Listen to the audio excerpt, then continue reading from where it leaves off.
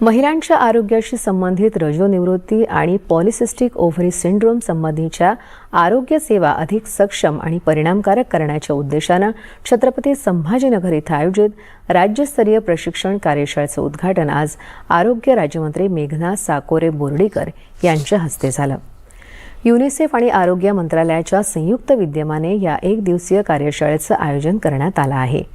Menopause संदर्भातील उपचार आणि समुपदेशनाची सुविधा देणारी क्लिनिक्स आजही केवळ मुंबई, पुण्यासारख्या शहरांमध्येही अत्यंत मोजकी आहेत।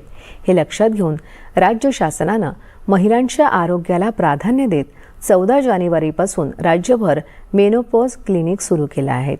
या उपक्रमाच्या माध्यमातून आतापर्यंत 1.25 लाखांहून अधिक महिलांनी उपचार आणि मार्गदर्शनाचा लाभ घेतला असल्याची माहिती आरोग्य राज्यमंत्री मेघना बोर्डीकर यांनी यावेळी दिली। सरकारी रुग्णालयांमध्ये महिलांसाठी मेनोपॉज संदर्भातील विशेष सुविधा उपलब्ध करून देणारे महाराष्ट्र हे देशातले पहिले राज्य ठरल्याची माहितीही त्यांनी दिली। आणि यानंतरच्या बातम्या काही क्षणातच।